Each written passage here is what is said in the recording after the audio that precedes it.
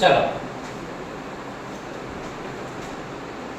હવે આજે આપણે પ્રેઝન્ટ પરફેક્ટ કન્ટિન્યુઅસ ટેન્સ એટલે કે ચાલુ પૂર્ણ વર્તમાન કાળ વિશે આપણે અભ્યાસ કરવાનો છે. ઓકે, કયો ટેન્સ છે? પ્રેઝન્ટ પરફેક્ટ કન્ટિન્યુઅસ ટેન્સ એટલે કે ચાલુ પૂર્ણ વર્તમાન કાળ. ઓકે, સૌથી મહત્વનો ટેન્સ આપણે ફંક્શન જે છે એના કારણે આપણે ગણી શકીએ છીએ, કારણ કે ફંક્શન માટે પણ યુઝ થાય છે. ડબલ એજ ક્વેશ્ચન વાક્ય રચના છે એમાંથી આમાં પ્રશ્નો આવે છે, એટલે આપણે આનું ખાસ ધ્યાન રાખવાનું છે. ઓકે, સો પહેલામાં પહેલો તો આપણે આનો ઉપયોગ શું છે એ ઉપયોગ આપણે જોઈશું. જે ક્રિયા ભૂતકાળમાં શરૂ થઈ હોય, વર્તમાનમાં શરૂ હોય અને ભવિષ્યમાં શરૂ રહેવાની શક્યતા દર્શાવતી હોય તેવી ક્રિયા દર્શાવવા માટે પ્રેઝન્ટ પરફેક્ટ કન્ટિન્યુઅસ ટેન્સ એટલે કે ચાલુ પૂર્ણ વર્તમાન કાળનો ઉપયોગ થાય છે. બહુ સરળ વસ્તુ છે. જે ક્રિયા ભૂતકાળમાં શરૂ થઈ હોય એટલે કે પહેલાના સમયમાં જે કાર્ય શરૂ થયું છે, વર્તમાનમાં એટલે કે હાલના સમયની અંદર જે ક્રિયા શરૂ છે અને આવનારા સમયની અંદર એટલે કે ભવિષ્યમાં પણ તે ક્રિયા શરૂ રહેવાની શક્યતા દર્શાવે છે. તો આવી જે પણ ક્રિયા કે કાર્ય દર્શાવવાનું હોય તો તે ક્રિયા કે કાર્ય દર્શાવવા માટે ચાલુ પૂર્ણ વર્તમાન કાળનો ઉપયોગ થાય છે. ચલો બધાએ રિપીટ કરવાનું છે. જે ક્રિયા ભૂતકાળમાં શરૂ થઈ હોય, વર્તમાનમાં શરૂ હોય અને ભવિષ્યમાં શરૂ રહેવાની શક્યતા હોય તે ક્રિયા દર્શાવવા માટે ચાલુ વર્તમાન કાળનો ઉપયોગ થાય છે. ઓકે, એટલે કે ભૂતકાળમાં શરૂ થઈ ગયું એટલે કે તમે આપણે તમારું પોતાનું જ એક્ઝામ્પલ લઈ લો કે તમે અભ્યાસ કરવાની શરૂઆત તમે બાલવાટિકા પહેલું ધોરણ છે ત્યારથી શરૂ કર્યું હતું અને વર્તમાનમાં પણ કેવું છે તે ક્રિયા શરૂ છે અને ભવિષ્યમાં પણ તે ક્રિયા શરૂ રહેવાની શક્યતા દર્શાવે છે. તો એવી ક્રિયા દર્શાવવા માટે આપણે શાનો ઉપયોગ કરીશું? ચાલુ પૂર્ણ વર્તમાન કાળ. હવે આના માટે બે મહત્વના કીવર્ડ્સ છે. કયા કીવર્ડ્સ છે? સિન્સ અને ફોર. આપણે શાની અંદર શીખ્યા હતા? સિન્સ અને ફોર શામાં આવે છે? ફંક્શનમાં આવે છે. યાદ આવ્યું? ફંક્શનમાં આવે છે સિન્સ અને ફોર. ઓકે, હવે સિન્સ અને ફોર માં આપણે જાણ્યું હતું કે જે સિન્સ છે એની સાથે શું હશે? કોઈ પણ પ્રકારનો ચોક્કસ સમયગાળો દર્શાવેલો હશે કે જે કાર્ય છે તે સમયથી શરૂ કરવામાં આવેલું હોય. સપોઝ કે કોઈ પણ પ્રકારની સાલ આપેલી હોય, કોઈ પણ પ્રકારના યર આપેલો હોય. 2021 એઝ અ એક્ઝામ્પલ આપણે અહીંયા લખેલું છે. 2000, 2005, 2010 અથવા તો કોઈ કાર્યની આપણે શરૂઆત સવારથી જ કરી છે તો તમે આજે એવું કહી શકો છો I have been studying since in the morning. એટલે કે હું સવારથી અભ્યાસ કરી રહ્યો છું. બરાબર છે? અને આગળ પણ ભવિષ્યમાં એટલે કે હજુ પણ તમારે 12 વાગ્યા સુધી તો શું છે? અભ્યાસની ક્રિયા શરૂ રહેવાની શક્યતા તો છે. ઓકે, અને એના પછી બીજું આવે છે ફોર. સિન્સ અને ફોર. સિન્સ એટલે કોઈ પણ પ્રકારનો ચોક્કસ સમયગાળો કે આ કાર્યથી શરૂઆત શરૂ થયું હતું અને ફોર એટલે કે કોઈ નિશ્ચિત સમયગાળો તમારે દર્શાવવાનો છે. જેમાં 2 hours છે, 1 week છે, 5 days છે.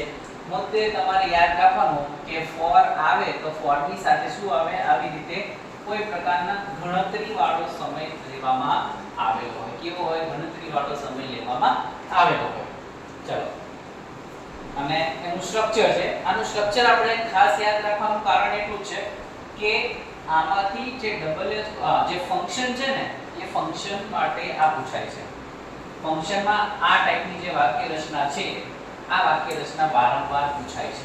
બરાબર છે? એટલે આપણે ખાસ યાદ રાખવાનું છે. અહીંયા લખેલું છે કે આ મોસ્ટ IMP છે. તો આપણે સ્ટ્રક્ચરમાં સૌથી પહેલા વાક્યની શરૂઆત શાનાથી કરીશું? સબ્જેક્ટ, એના પછી શું મૂકવાનું છે? have, has પ્લસ શું મૂકવાનું છે? એની સાથે સહાયકારક ક્રિયાપદ been પ્લસ વર્બ ing એટલે કે જે પણ ક્રિયાપદ આવે અહીંયા પણ ક્રિયાપદને શું લગાડવાનું છે? ing લગાડવાનું છે. જે પણ ચાલુ ક્રિયા આવે એટલે એની સાથે આપણે ક્રિયાપદને શું લગાડવું પડે ing લગાડવું પડે પ્લસ ઓબ્જેક્ટ પ્લસ અધર વર્ડ અને ડબલ એચ ક્વેશ્ચન માટેની વાક્ય રચના શું થશે double H question plus have has plus subject plus been plus verb ing plus object plus question mark બરાબર છે આ વાક્ય રચના ખાસ ધ્યાનમાં રાખવાનું છે ડબલ એચ ક્વેશ્ચન પછી તરત શું આવે have અને has કોના આધાર ઉપરથી મૂકવાનું છે આપણે સબ્જેક્ટ ના આધાર ઉપરથી મૂકવાનું છે સબ્જેક્ટ એકવચન હોય તો શું આવશે has સબ્જેક્ટ બહુવચન હોય તો શું આવશે have સબ્જેક્ટ પછી આપણે અહીંયા શું મૂકવાનું છે been મૂકવાનું છે અને been પછી તરત જ શું આવે ક્રિયાપદને ing ફોર્મ આવે આ વાક્ય રચનામાં ભૂલ કરતા નહીં કારણ કે કન્ફ્યુઝન કરવા માટે સબ્જેક્ટની જગ્યા છે એ બદલી નાખવામાં આવે છે કે જેનાથી તમને એવું લાગે કે આ ચારે ચાર ઓપ્શન તો સરખા છે પણ એક નાની એવી શું કરી નાખે છે નાની એવી અદલા બદલી પણ એ લોકો કરી નાખે જેનાથી આપણને મૂંઝવણ થાય ક્વેશ્ચનમાં આપણે પણ જો આપણને વાક્ય રચના આવડતી હોય તો આપણે કન્ફ્યુઝ થવાની કોઈ જરૂર નથી ઓકે સો પોઝિટિવ સેન્ટેન્સ માટે આપણે કઈ વાક્ય રચના ઉપયોગ કરવાની છે subject plus have has plus been plus verb ing plus object અને ડબલ એચ ક્વેશ્ચન માટે double H question plus have has plus subject plus been plus verb ing plus object plus question હવે આપણે example જોઈએ એટલે આપણને વધારે ખ્યાલ આવે have નો ઉપયોગ આપણે કોની સાથે કરવાનો છે સબ્જેક્ટ જોઈએ તો I we you they અને કોઈ પણ બહુવચન નામ સાથે એ જ રીતે has નો ઉપયોગ આપણે કોની સાથે કરવાનો છે he she it અને એકવચન નામ સાથે આપણે એનો ઉપયોગ કરવાનો છે અહીં એક્ઝામ્પલ છે આપણે જોઈએ I have been teaching here since 2021 હું અહીં 2021 થી અભ્યાસ કરાવી રહ્યો છું અથવા તો ભણાવી રહ્યો છું એટલે કે આ શું થઈ ગઈ ક્રિયા ભૂતકાળમાં શરૂ થઈ છે વર્તમાનમાં શરૂ છે અને ભવિષ્યમાં શરૂ રહેવાની શક્યતા દર્શાવે છે એના પછી બીજો એક્ઝામ્પલ આપણે જોઈએ the manager has been running this company for 8 years without owner's permission એટલે કે મેનેજર એ આ કંપની જે છે એ 8 વર્ષથી માલિકની મંજૂરી વગર ચલાવી રહ્યો છે ઓકે સો મેનેજર એ કેવું છે સિંગ્યુલર છે કે પ્લુરલ છે એકવચન છે કે બહુવચન છે એકવચન છે તો એકવચન સાથે આપણે શાનો ઉપયોગ કર્યો has અને been પ્લસ ક્રિયાપદને ing છે એને આપણે છોડવાનું નથી પછી જ્યારે આપણે ડબલ એચ ક્વેશ્ચન તરીકે જ્યારે પ્રશ્ન પૂછાય છે ત્યારે આપણે અહીંયા ખાસ યાદ રાખવાનું છે કે હાઉ લોંગ થી પ્રશ્ન પૂછેલો હશે કેટલા સાનાથી પ્રશ્ન પૂછેલો હશે હાઉ લોંગ થી પ્રશ્ન પૂછેલો હશે હાઉ લોંગ એટલે તમારે અહીંયા આગળ શું દર્શાવવાનું છે સમયગાળો કેટલો સમયગાળો થયો છે એ દર્શાવવા માટે હાઉ લોંગ નો ઉપયોગ થશે અને એક બીજો ડબલ એચ ક્વેશ્ચનમાં તમારો પ્રશ્ન પૂછાય છે એ છે હાઉ ફાર ફાર એટલે શું દર્શાવે છે અંતર ફાર એટલે શું દર્શાવે છે આ અંતર દર્શાવવા માટે પ્રશ્ન પૂછાય છે અને હાઉ લોંગ એટલે સમયગાળો દર્શાવવા માટે પ્રશ્ન પૂછાય છે એટલે આ વસ્તુમાં તમારે ખાસ ધ્યાનમાં રાખવાનું છે હાઉ લોંગ એ શું દર્શાવે છે સમયગાળા માટે ને હાઉ ફાર થી જ્યારે પ્રશ્ન પૂછેલો હોય તો એ શું દર્શાવે છે અંતર દર્શાવે છે અને આમાંથી આપણે જો ક્વેશ્ચન પૂછાશે તો શાનાથી પૂછાશે હાઉ લોંગ થી પ્રશ્ન આપણને પૂછાશે કે how long have you been studying here કે તમે અહીંયા કેટલા વર્ષથી ભણી રહ્યા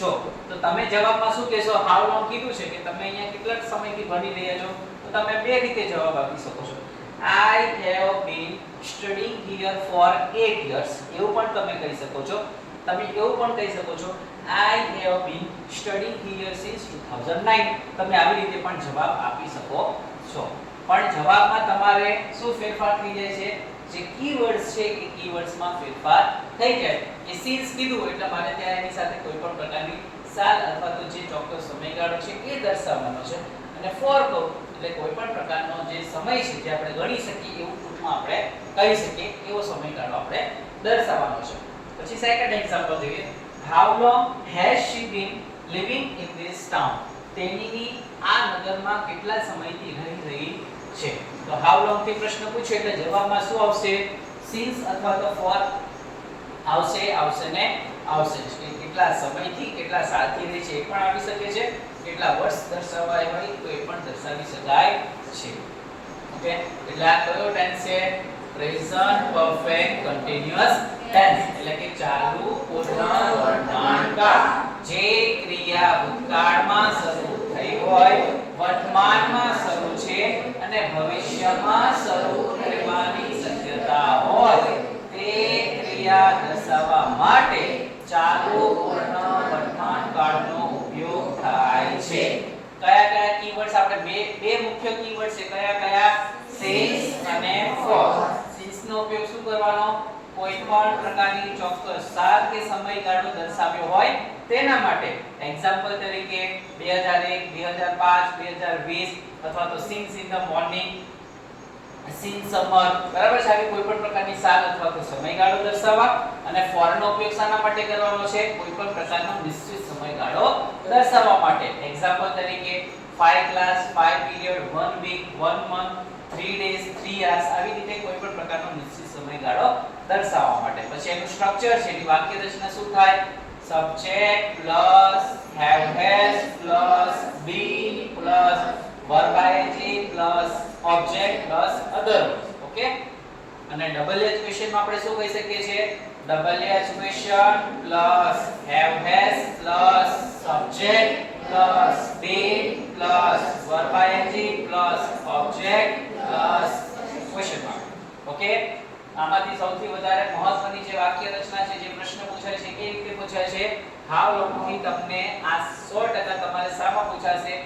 ડબલ એચ ક્વેશ્ચનમાં. અને એક તમારે જે વાક્ય પૂર્ણ કરો છો અથવા તો કૌંસમાંથી પસંદ કરીને ફંક્શનનો ઉપયોગ કરો એમાં 100% પૂછાશે ને પૂછાશે જ. ઓકે, સો એકવાર જોઈ લઈએ એની વાક્ય રચના કે how long have you been studying here. એક વસ્તુ યાદ રાખવાની કે been અને ing ફોર્મને આપણે અલગ પાડવાના નથી.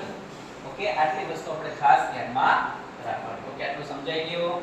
ઓકે, આ સૌથી મહત્વનો ટેન્સ છે. આપણે ફરી પાછું આને રિવાઇઝ કરવાનું છે ઘરે જઈને, અને એઝ યુઝ્યુઅલ કેટલી વાર લખી નાખવાનું છે? 3 ટાઈમ્સ આપણે પાછું લખી નાખવાનું છે.